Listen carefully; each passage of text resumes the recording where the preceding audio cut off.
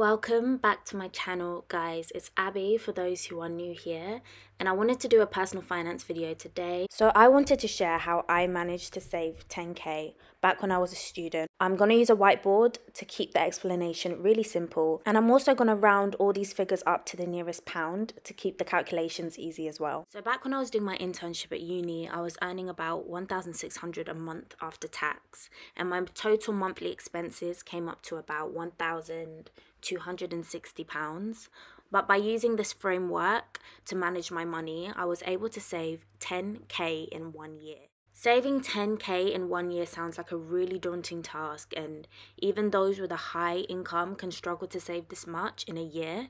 But when you break it down to a basic level, 10k a year is £834 per month, £192 per week, and £27.40 per day. Now, when I looked at my income alongside that, the goal seemed a lot more achievable. It's important to remember that saving is 90% behavior and 10% knowledge.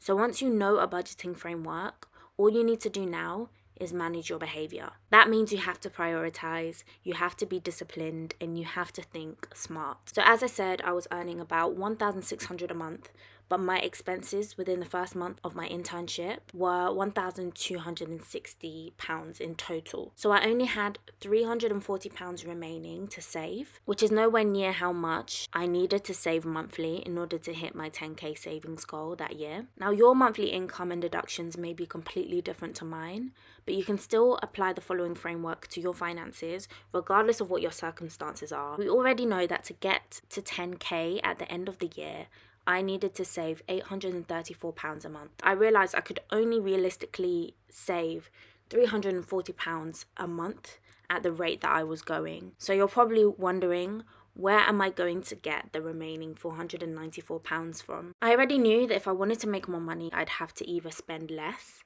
earn more, or invest well. I decided to focus on the first two as I wanted to get this 10k within the short term. So this was my approach. And as you can see on the right hand side, I'm summarizing everything we've already spoken about so we don't lose those calculations. As much as I knew how much my monthly income was, I didn't really have an understanding of where my money was going to and what my outgoings really were. So I used my bank statements to review my expenses in order to see if I could find ways to spend less in order to save more. I began to list and categorize all my expenses in order of priority, from the most important to the least important. And this is the priority-based approach to budgeting. It's actually, I think, one of the best approaches for someone with a low income or with high debt. So when I was categorizing and listing all my expenses, I started with my needs. So for me, these included my tithes. I'm a Christian, so I always give 10% of my monthly income. The next priority for me was my rent. Now, I actually didn't have a mortgage at this time. I was living with my parents. So I basically listed this as rent. That was my monthly contribution to the home, which I was committed to paying every single month. So I only really had one bill, if I'm being honest, and that was my phone bill. Some of you may have insurance. I would categorize that as a priority because that ensures your safety. It gives you a security net as well, so I would put that in this section. Also food, that's a priority. And then transport, I would categorize these as my needs. My needs are obviously a high priority because these keep me safe and offer me security. I'd put anything that you've committed to paying or ensures that you can go about your daily life. I'd put that in this section. Next, I listed my high priority wants. These improve the quality of my life substantially.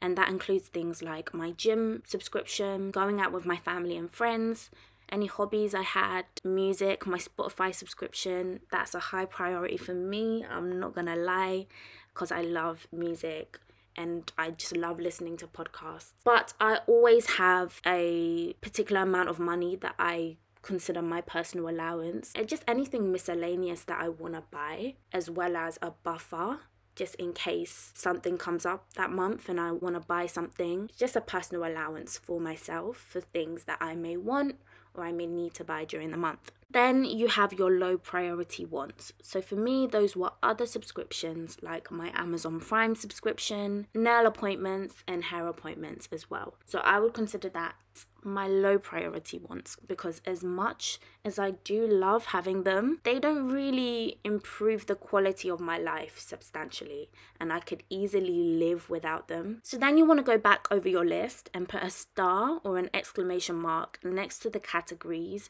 which can be reduced. I actually ended up shaving off an extra £100 each month from my total expenses by deciding to spend less on taxis, cancelling my Amazon Prime subscription, shopping at a cheaper supermarket, and doing my nails at home. I also decided to just do all my hairstyles myself instead of going to get my hair done every quarter. So after reviewing my outgoings, 1,160 was the lowest I could reduce my total expenses to without substantially reducing my quality of life. Yes, I could cancel my gym subscription or stop going out with my friends altogether, but for me, the gym contributes to my mental health, and I want to be able to, socialize and see my friends every so often. So these are high priority wants for me, and I've kept them in my budget in order to not forego what I consider high priority, but rather let go of the low priority items because I can happily live without them. Remember, we're not trying to save money to the extent that we become depressed or, unhappy. If you give up everything, then you're just going to end up impulse spending or dipping into your savings anyway. And that's why I've still allocated money to my high priority wants. But since my Amazon Prime, taxis, nails, and hair appointments were in the low priority section, I can forgo these luxuries, stop making other people richer, and put the money towards my savings goal instead. By doing that, I am now £100 closer to my goal each month, but I still need an additional £394 a month to reach my monthly savings goal. So then I started looking at ways that I could earn more money, and these were the ideas that I came up with. So first off, I started with overtime. Next, potentially earning a bonus, or that may be a commission in your case, depending on what job you have. But I was working as a finance assistant, so I could potentially be eligible for a bonus at some point in time during my internship. So I wanted to take advantage of that. Next on my list were low cost side hustles. I had a few ideas in mind. I also considered selling a service or renting an asset. So if I split the £394 that I need by these 4 income streams, I only have to make £98.50 in each income stream in order to reach my monthly savings goal. Now you may be thinking this is a lot, but you'll be surprised how easy it was. For example, if I wanted to do some overtime each month, I'd only have to do a couple hours to reach the £98.50. In regards to the side hustles, and if you've been following me on YouTube for a while now, you'll know that I started this channel doing hair tutorials, and I got really good at doing my own hair to the extent that people then started asking me to do their hair, their sister's hair, their daughter's hair, their mum's hair.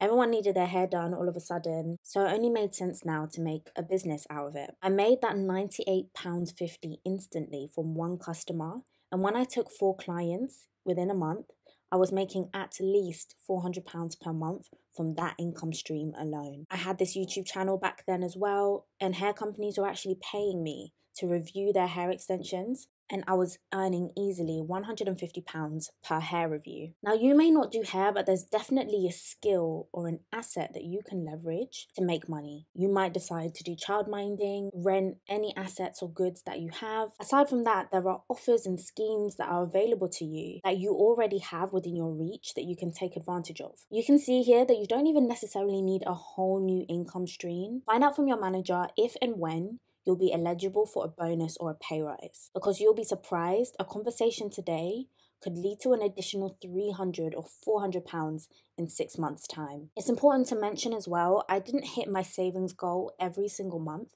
but while there was a shortfall in one month, there was a surplus in following months which made up for it. And while there was a shortfall in one revenue stream, another income stream often made up for it within the same month. So you may not make it every single month, but the key is to always have that mindset of abundance, of taking back control over your income and your expenses. Do make sure you subscribe, hit the like button if you do want more videos like this, and I will catch you all in my next one.